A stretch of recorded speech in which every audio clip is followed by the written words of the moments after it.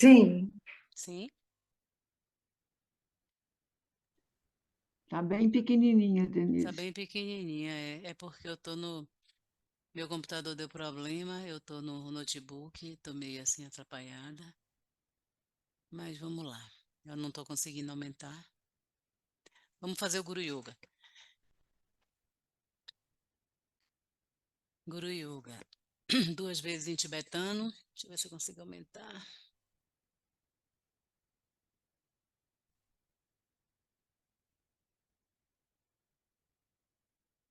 Tá dando para ler? Agora. Melhorou? Pronto. Então vamos lá.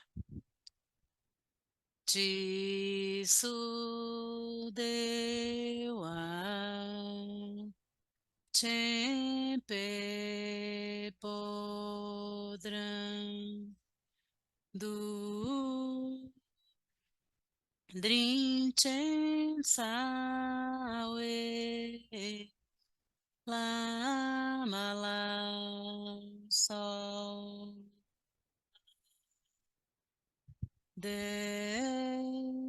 Deixam de senso Temparimpo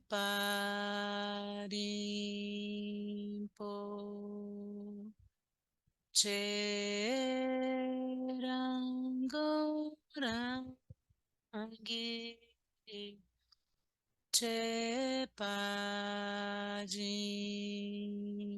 Chepajinji Lo Chisudewa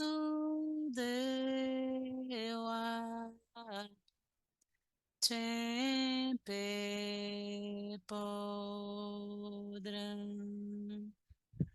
Dudrin Sawe Lama La Sol De São Senso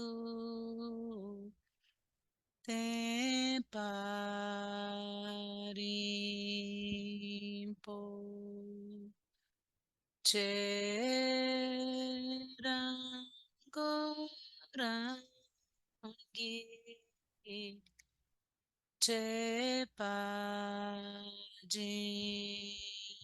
Chepajinjilo. Da coroa na minha cabeça, o palácio da grande bem-aventurança. Rezo a ti, benevolente lama raiz. Ó precioso, conceda-me as bênçãos de reconhecer a minha verdadeira natureza como Buda.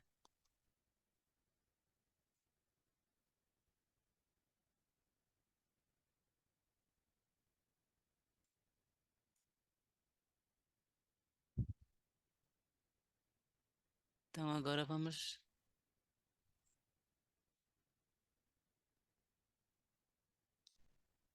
Oh my God.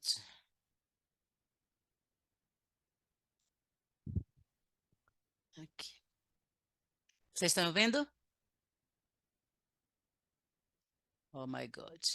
Então vamos Tá, voltar. tá o seu arquivo, Denise. Tá o meu arquivo, é? Oh Jesus Cristo. Aqui tá dando como tá compartilhando. Vamos lá.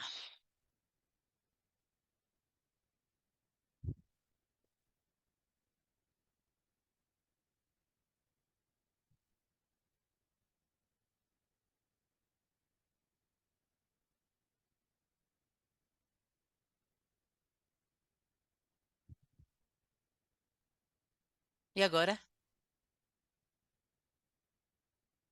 Tá? Pronto. Então,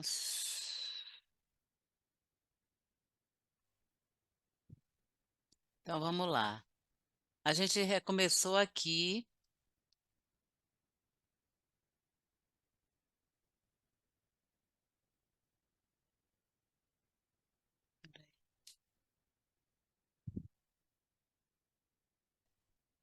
Aqui. Quem não estava acompanhando, a gente já fez todo o capítulo da respiração pela boca. E agora esse capítulo é sobre a respiração pelo nariz.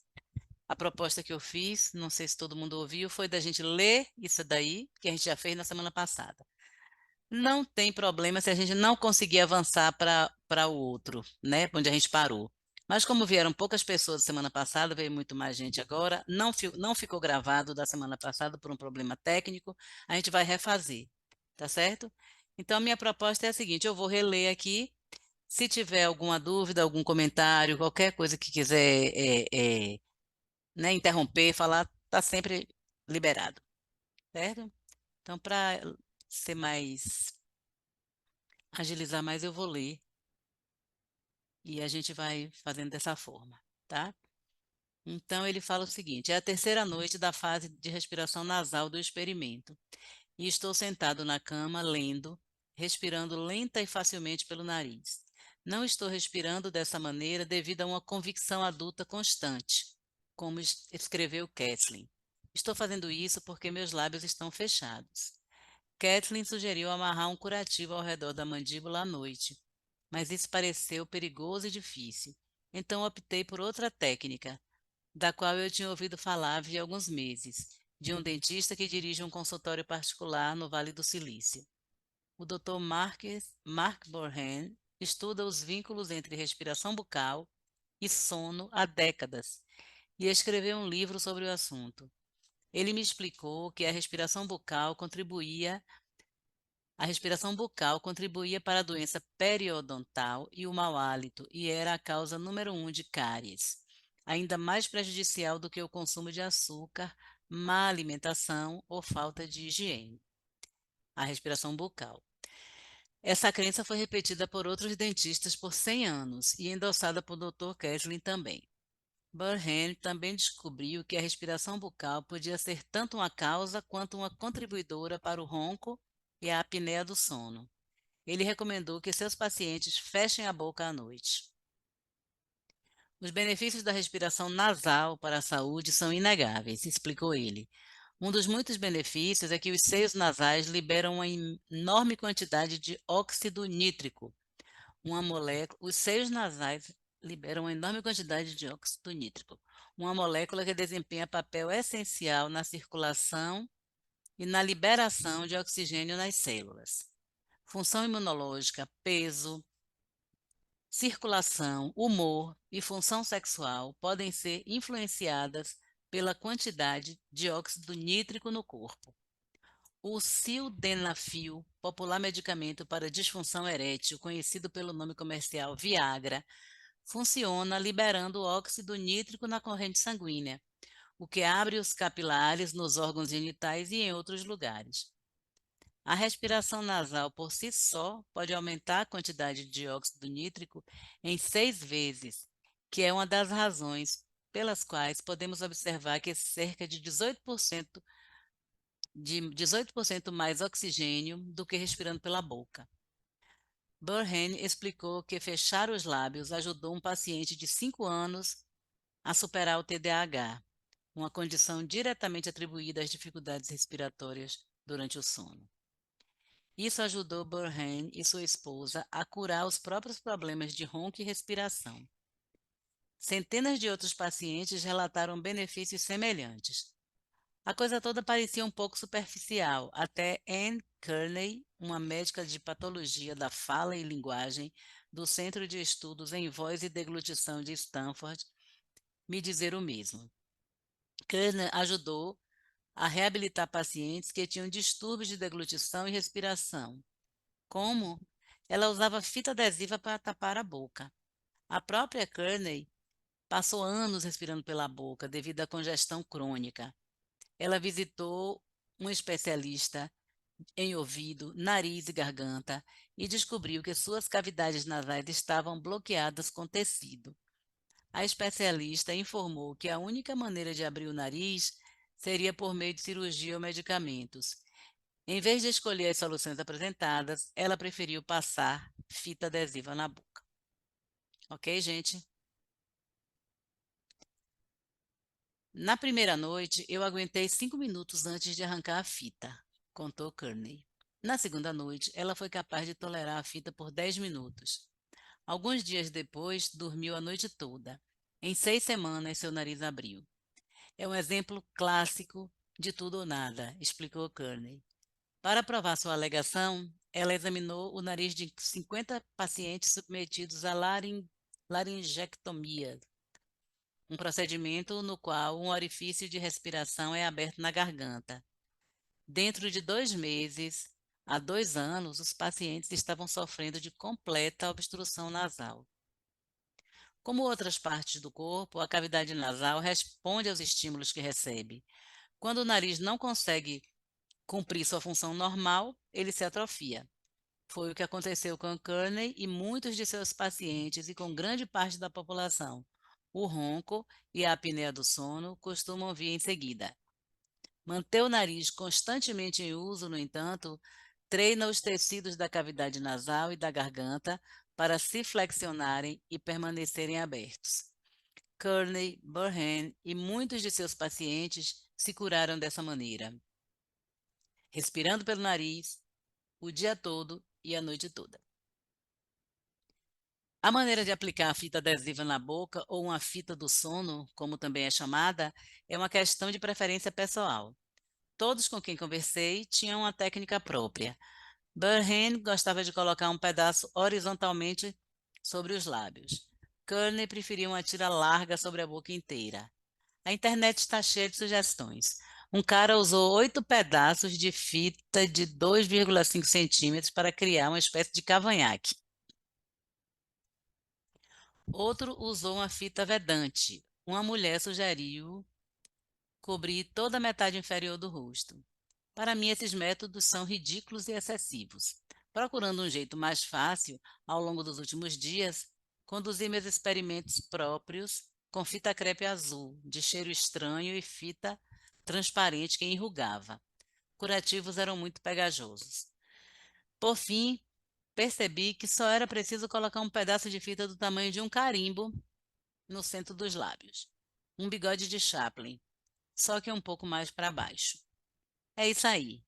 Essa abordagem parecia menos claustrofóbica e permitia um pouco de espaço nas laterais da boca se eu precisasse tossir ou falar. Depois de muitas tentativas e erros, decidi pela fita 3M Nexcare Durapor, uma fita cirúrgica para todos os fins, com leve capacidade adesiva. Era confortável, não tinha cheiro e não deixava resíduos. Nas 3 noites desde que comecei a usar a fita, passei de 4 horas de ronco para apenas 10 minutos. Fui alertado por Burhan que a fita do sono não ajudaria a tratar a apneia do sono. Minha experiência sugeriu o contrário. Assim como o ronco desapareceu, desapareceu também a apneia. Eu sofria até 2 dúzias de ocorrências de apneia na fase de respiração pela boca, mas na noite passada tive 0. Não tive alucinações assustadoras, nem fiquei pensando sobre Homo habilis ou Edward Gorey. Não acordei precisando fazer xixi. Não precisei porque minha glândula pituitária estava liberando vasopressina. Eu estava dormindo profundamente. Olson, que antes roncava metade da noite, passou a não roncar nem por um minuto. Suas ocorrências de apneia caíram de 53 para 0. O sueco, o sueco de cabelos de algodão renasceu. Gente, que coisa incrível, né? Não posso deixar de comentar. É incrível, maravilhoso. Porque o meu primeiro filho passou a vida inteira respirando pela boca. Eu não sabia disso quando ele era pequeno, né? E ele não foi TDAH, mas foi DDA, né? Déficit de atenção. Déficit de atenção. Não tinha hiperatividade, mas tinha déficit de atenção. E teve muita deformação nos dentes, muitas coisas. Se eu soubesse disso, botava uma fitinha aqui, né? Já ajudava. Eu fui para Salvador agora, era para falar com ele sobre isso, acabei esquecendo, mas eu vou mandar mensagem. Então, hoje mais cedo, ele estava sorrindo, tão convencido do poder curativo da fita do sono, que manteve um pedaço preso aos lábios pelo resto da manhã. Olson e eu abraçamos de novo o sono e a vida. Agora, sentado na cama, com um pequeno selo de fita adesiva grudado nos lábios, pulo para a última página do livro de Kathleen, Breath of Life. O parágrafo final que ele publicaria em sua longa vida de pesquisa. E se eu tentasse legar à posteridade o lema mais importante que a linguagem humana pode transmitir, seriam 3 palavras: feche a boca. Eu pintaria e gravaria isso em todos os berçários e em todos os quartos do universo, para que seu significado fosse compreendido e, se obedecido, sua importância seria percebida em breve. Fechar a boca significa inspirar e expirar pelo nariz o máximo possível. Expirar pelo nariz ou não é também uma forma de terapia, como vocês descobrirão em breve. A gente já sabe disso, né? Que expirar é terapia. Expira, expira por qualquer lugar, a gente expira, né? A gente visualiza a expiração saindo por aqui, por ali, por aqui, né? A expiração é maravilhosa, né? Realmente. É uma forma de terapia. Deixa eu ver quando é que termina. Onde é que eu vou parar aqui para. Ó, gente, pode falar, pode perguntar aí, viu? Pode interromper se quiser. Essas descobertas. Vamos lá.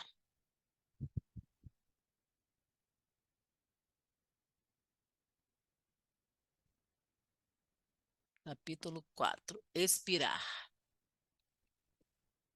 Todas as manhãs, às 9, depois que Olson e eu terminamos nossos testes e nos separamos para passarmos um tempo sozinhos, coloco um tapete no chão da sala e me esforço para me tornar um pouco mais imortal. O caminho para a vida eterna também envolve muito alongamento, verdade, de costas, de pescoço e giros, cada um deles sendo uma prática sagrada que foi passada em segredo de um monge budista para outro por 2.500 anos. Viu, Silvia? Olson e eu precisamos desse alongamento. Mesmo se respirarmos pelo nariz 24 horas por dia, isso só valerá se tivermos capacidade pulmonar para reter esse ar. Apenas alguns minutos de flexão e respiração diárias podem expandir a capacidade pulmonar. Com essa capacidade extra, podemos expandir nossa vida. Os alongamentos, chamados de 5 ritos tibetanos, chegaram ao mundo ocidental e a mim pelo escritor Peter Kelder, que era conhecido como um amante de livros e bibliotecas, palavras e poesias.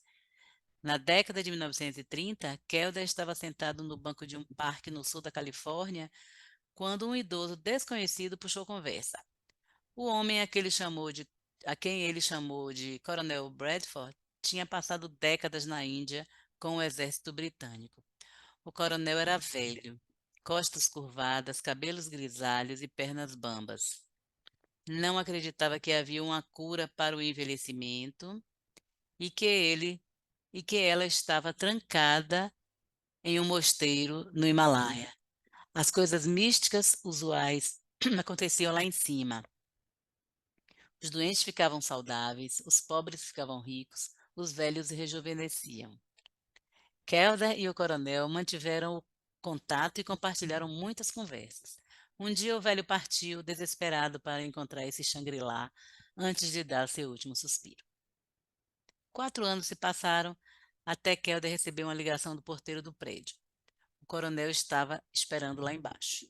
Ele parecia 20 anos mais novo. Suas costas estavam retas, com o rosto vibrante e vivo, e a cabeça, que antes era careca, estava coberta de grossos cabelos escuros. Ele encontrou o mosteiro, estudou os manuscritos antigos e aprendeu práticas restaurativas dos monges. Reverteu o envelhecimento por meio de alongamento e respiração. Bora alongar, bora respirar, minha gente. Kelder descreveu essas técnicas em um livreto fino intitulado O Olho da Revelação, publicado em 1939. Poucas pessoas se preocuparam em lê-lo e menos ainda acreditaram. A história de Kelder provavelmente foi inventada, ou no mínimo exagerada. No entanto, os trechos de expansão pulmonar que ele descreveu estão enraizadas em exercícios reais que remontam a 500 anos antes de Cristo. Os tibetanos usaram esses métodos por milênios para melhorar a aptidão física, a saúde mental, a função cardiovascular e, é claro, prolongar a vida. Mais recentemente, a ciência começou a medir o que os antigos tibetanos compreendiam de forma intuitiva. Na década de 1980, pesquisadores do Framingham Study, um programa de pesquisa longitudinal de 70 anos focado em doenças cardíacas, tentaram descobrir se o tamanho do pulmão realmente se correlacionava com a longevidade. Reuniram 2 décadas de dados de 5.200 indivíduos. Analisaram os números e descobriram que o maior indicador de expectativa de vida não era a genética, a dieta ou a quantidade de exercício diário, como muitos suspeitavam, era a capacidade pulmonar. Gente, eu cansei. Vamos ler, vamos agora alguém ler. Quem se candidata? Eu não posso me oferecer hoje porque eu Sim. estou sem óculos. Ah, então fica difícil. Eu posso. Bora. Quanto menores e menos eficientes eram os pulmões, mais rapidamente, tá bom? Tá ótimo. Mais rapidamente os indivíduos adoeciam e morriam. A causa da piora não importava.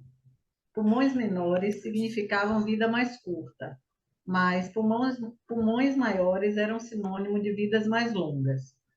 Segundo os pesquisadores, nossa capacidade de respirar de forma profunda era literalmente uma medida da capacidade de vida.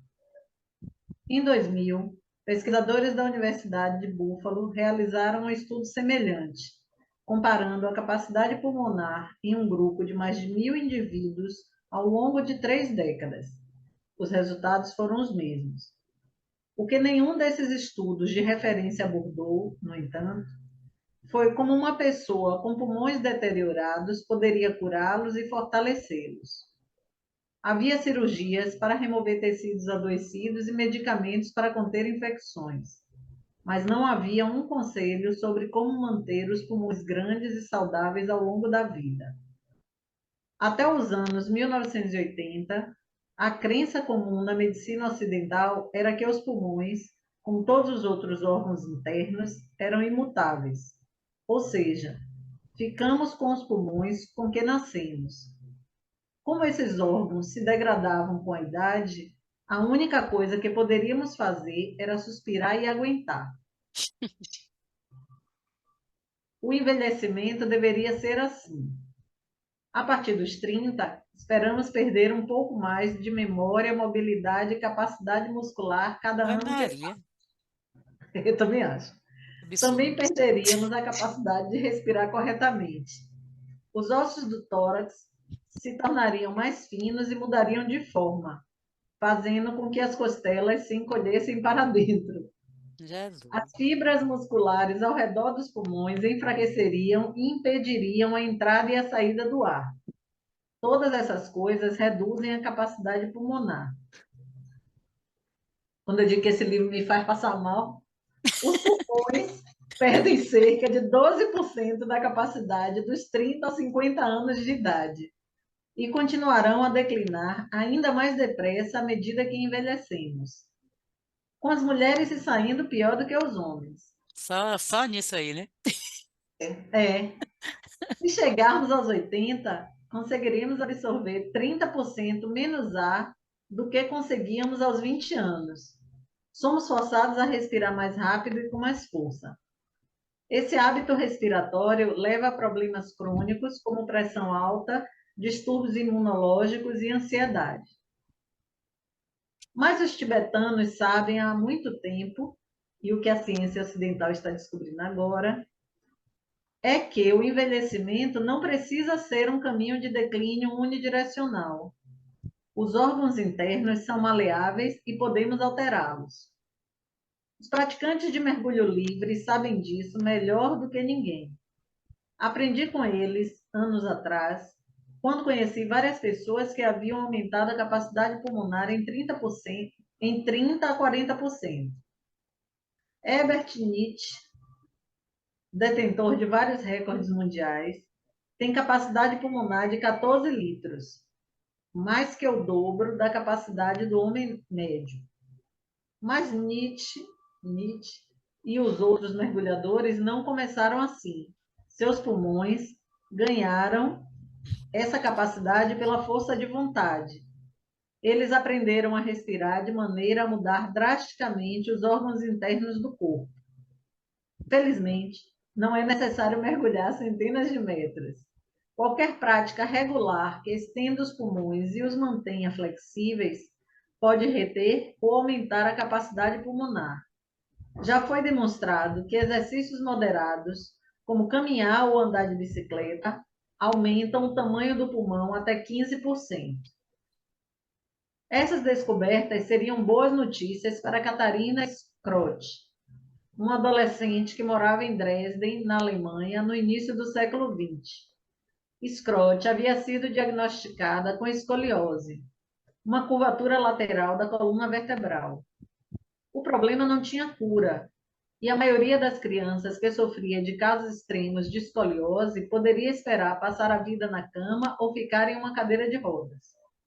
Schrott tinha outras ideias a respeito do potencial do corpo humano. Viu como os balões murchavam ou se expandiam, empurrando ou puxando o que havia ao redor deles. Ela sentia que os pulmões não eram diferentes. Se pudesse expandir seus pulmões, talvez pudesse expandir sua estrutura esquelética. Assim, talvez pudesse endireitar a coluna e melhorar sua qualidade de vida e longevidade. Aos 16 anos, Schrott começou a treinar algo chamado respiração ortopédica. Ela ficava na frente de um espelho, torcia o corpo e puxava o ar para um pulmão enquanto limitava a entrada de ar no outro. Então, se apoiava em uma mesa, inclinando o corpo lateralmente e arqueando o peito para frente e para trás, a fim de afrouxar a caixa torácica enquanto respirava no espaço vazio. Schrott passou 5 anos fazendo isso. Por fim, ela efetivamente se curou da escoliose incurável e, respirando, deixou a coluna reta. Schrott começou a ensinar o poder da respiração a outros pacientes com escoliose e, na década de 1940, passou a dirigir um instituto movimentado na região rural do oeste da Alemanha. Não havia quartos de hospital ou equipamentos médicos, apenas algumas construções velhas, um quintal, uma cerca de estacas e mesas de pátio. 150 pacientes com escoliose se reuniam lá de cada vez. Sofriam da forma mais grave da doença, com a coluna vertebral curvada em mais de 80 graus. Muitos estavam tão curvados, com as costas torcidas e viradas, que não conseguiam andar nem olhar para cima. Suas costelas e peitos desfigurados dificultavam a respiração e provavelmente sofriam de problemas respiratórios, fadiga e problemas cardíacos por causa disso. Os hospitais desistiram de tentar curar esses pacientes. Eles foram morar com Schrott por 6 semanas. A comunidade médica alemã ridicularizou Schrott sob a alegação de que ela não era treinadora profissional ou médica e que, portanto, não estava qualificada para tratar pacientes. Ela ignorou todos eles e continuou fazendo as coisas do seu jeito, fazendo as mulheres despirem o peito em um lote de terra sob um bosque de faias, se esticando e respirando para recuperar a saúde. Em algumas semanas, as costas curvadas se endireitavam e muitos estudantes ganhavam centímetros de altura. Mulheres que estavam acamadas e sem esperança finalmente começavam a andar de novo. Elas conseguiam respirar fundo de novo. Schrott passou 60 60 anos levando suas técnicas para hospitais em toda a Alemanha e depois para o mundo. No fim de sua vida, a comunidade médica mudou de ideia e o governo alemão concedeu a Schrott a Cruz do Mérito Federal por suas contribuições à medicina. A forma corporal depende da respiração, e a respiração depende da forma, afirma um ditado chinês de 700 depois de Cristo. Quando a respiração é perfeita, a forma também é perfeita. Schrott continuou a expandir seus pulmões e a melhorar a própria respiração e forma ao longo da vida. Ela faleceu em 1985, apenas 3 dias antes do seu aniversário de 91 anos. Uma vida longeva e inesperada para quem, na adolescência, definhava na cama. Gente, Pensa aí. No meio da pesquisa para este livro, fiz uma viagem a Nova York para encontrar uma especialista contemporânea em respiração que oferecia uma abordagem diferente para expandir os pulmões e aumentar a longevidade. O espaço de trabalho de seu apartamento ficava a poucas quadras da Organização das Nações Unidas, ONU, em um prédio de tijolos marrons com todo coberto de pombos. Passei por um porteiro sonolento, entrei num elevador e, em um minuto depois, estava batendo na porta de número 418. Lynn Martin me deu as boas-vindas. Ela era magra e usava um macacão preto com um cinto grande de fivela de latão. Eu disse que era pequeno, comentou ela sobre o apartamento. Ao nosso redor havia pastas de papel pardo, livros de anatomia humana e alguns modelos plásticos de pulmões humanos.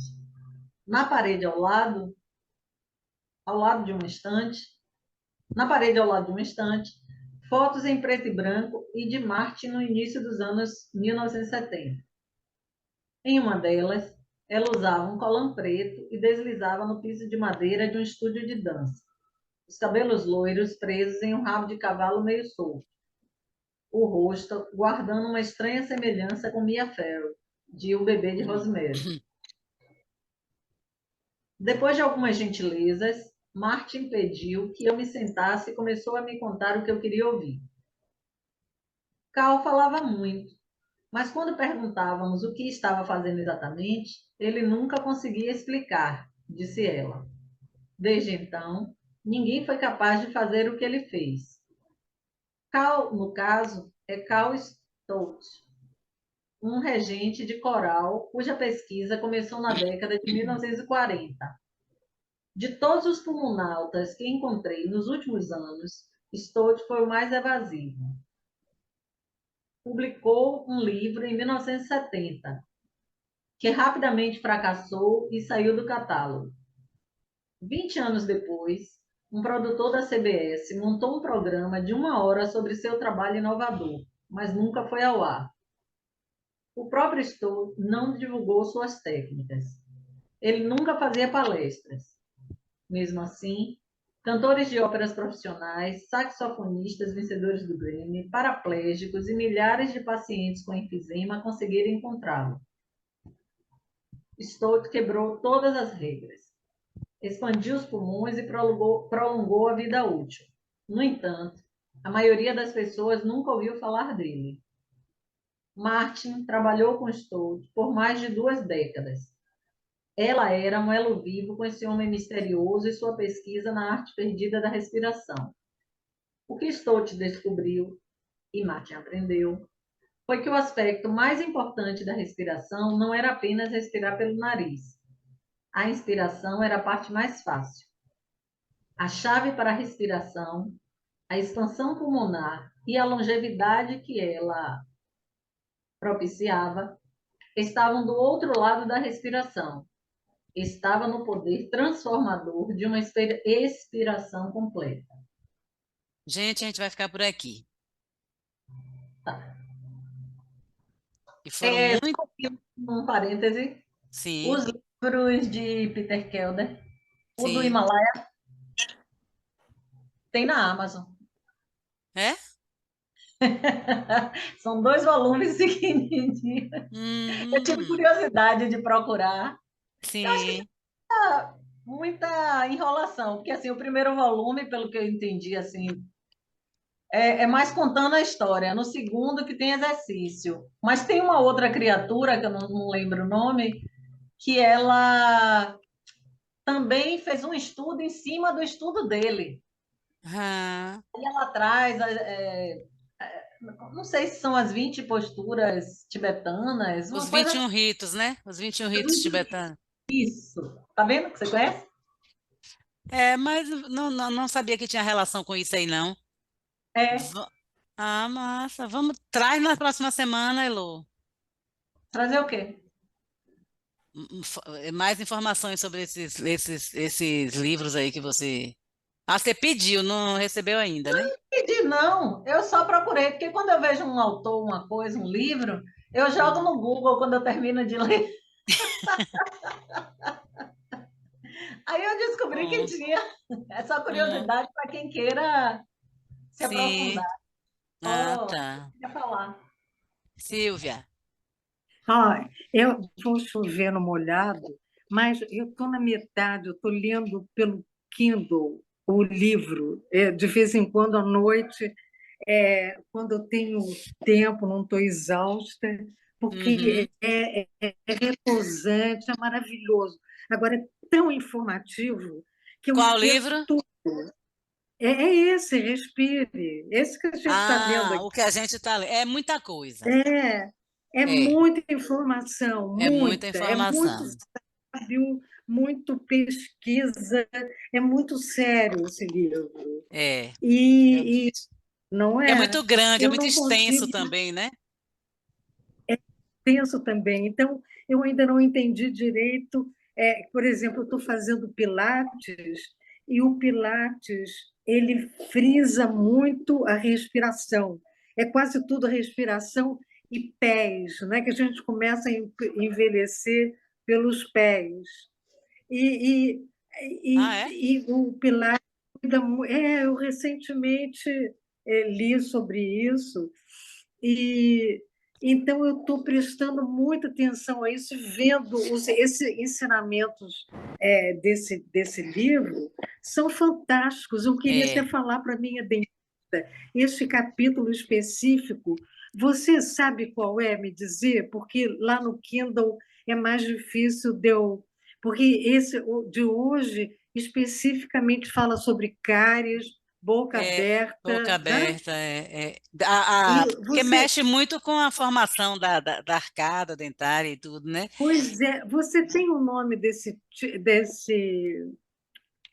como é que chama? Capítulo? Do título desse capítulo, por favor? Acho que é capítulo 4. Deixa eu dar uma. Quatro. É 4. É quatro. Quatro. Página 101. Obrigada.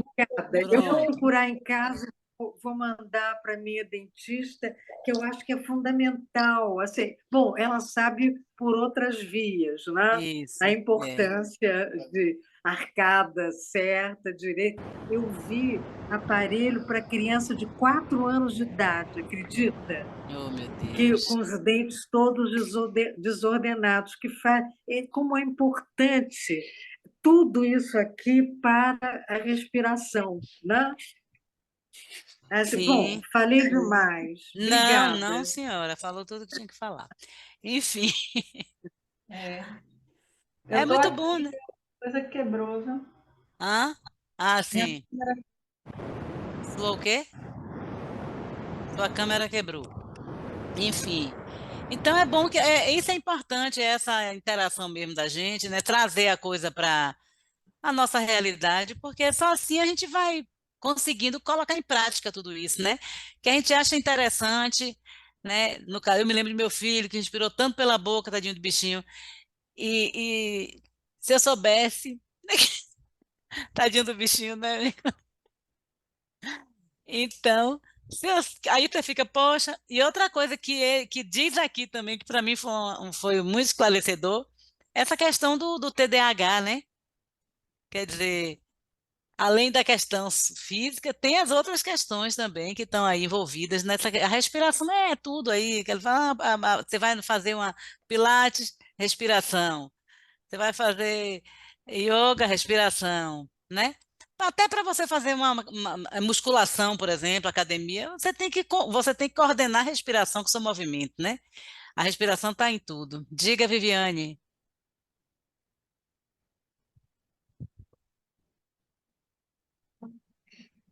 Aqueles alongamentos que ele cita ali, né? Em algum momento ele vai falar. Eu não estou vendo a Denise agora.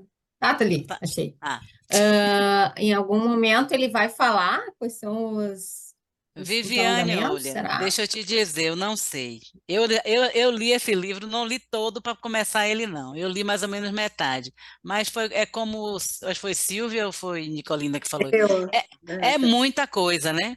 É um livro com muita coisa. muita Eu não informação, lembro. né? Então, assim, é um É, livro de 400 páginas, sei lá, Nossa. é muito grande, tem muita informação, então realmente eu estou Uhum. desvendando ele com vocês, né? Uhum. Porque geralmente eu gosto de ler um livro antes de conduzir a ele, de conduzir, mas assim, enfim, esse não é budismo, né? Então, assim, os livros, a literatura budista, eu gosto sempre de estudar antes, porque eu estudo budismo há muitos anos, então eu não quero falar uma coisa assim, mas esse é um assunto completamente novo, desconhecido e fascinante, assim, eu acho que para todos Uhum. nós, né? Então, mas eu estou indo junto com vocês, né? Eu li Eu um. tenho impressão, desculpa, Não.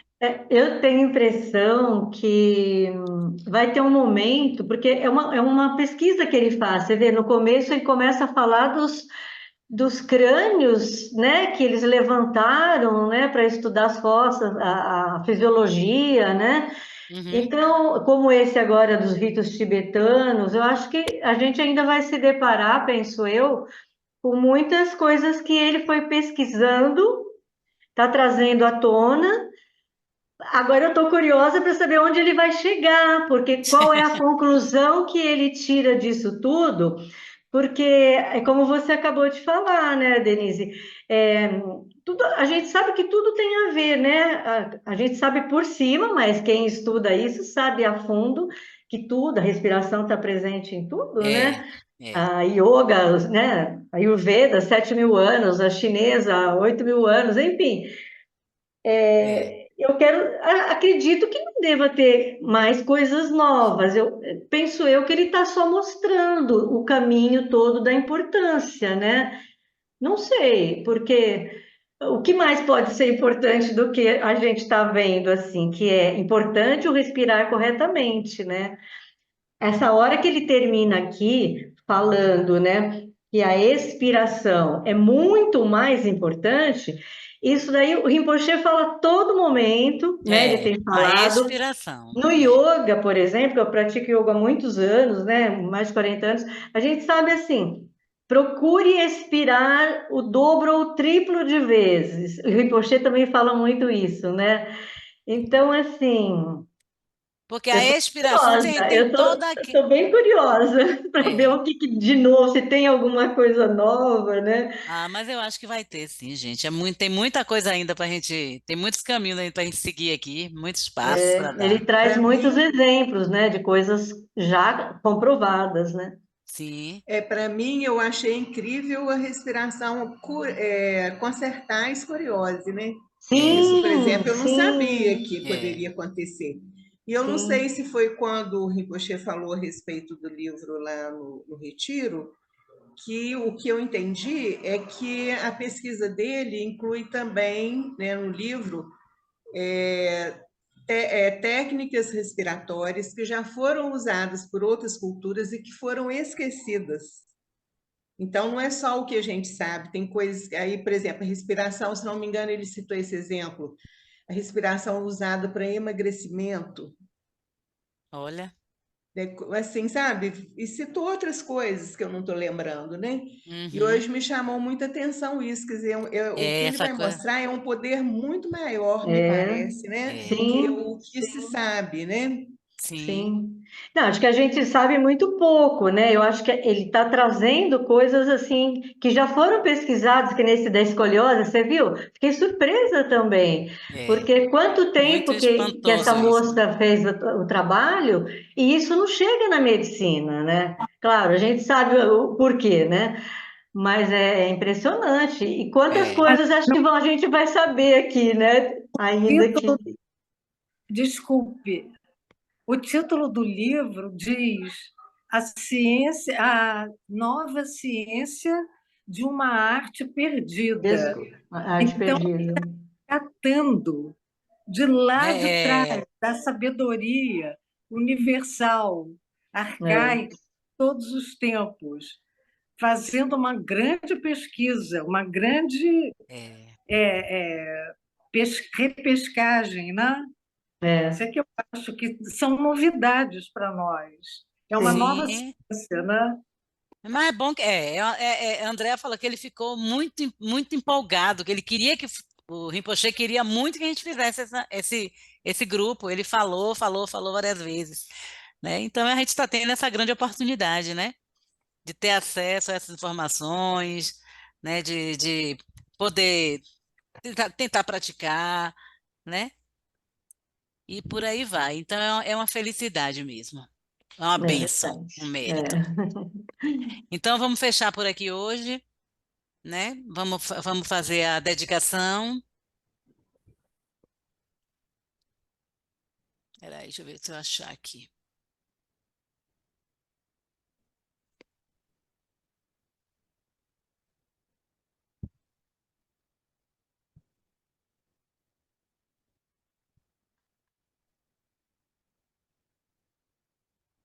Aqui.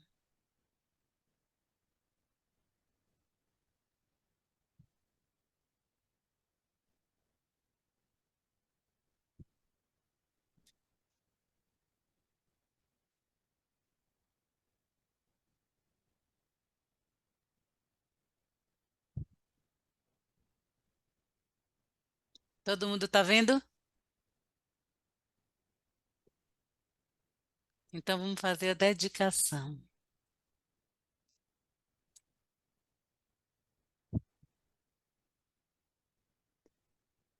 Dedicação. Toda virtude pura, realizada por meio das três portas, dedico para o bem-estar de todos os seres dos três reinos, havendo purificado todas as aflições e todos os obscurecimentos dos três venenos, que rapidamente possamos atingir o estado completo de Buda nos três corpos. Três portas, corpo, fala e mente. Três reinos, desejo, forma, não forma. Três venenos, ódio, apego e ignorância. Três corpos ou dimensões, Dharmakaya, Sambhogakaya e Nirmanakaya. Dedicação final. Possa eu alcançar grande confiança nos três refúgios, possam aumentar minhas experiências e realizações de sabedoria das três portas. Ao purificar os três venenos, possa eu obter os três corpos. Ao liberar meu próprio ser, possa eu beneficiar os outros. Boa noite, pessoal. Bom ver vocês todas. Até a Boa próxima noite, muito semana. Boa bom. noite, obrigada. Boa noite, Até, pessoal. Boa gratidão. noite, Bom obrigada. Beijo, meus dia. amores. Até a próxima. Até a próxima. Boa semana. Eu também. Igualmente.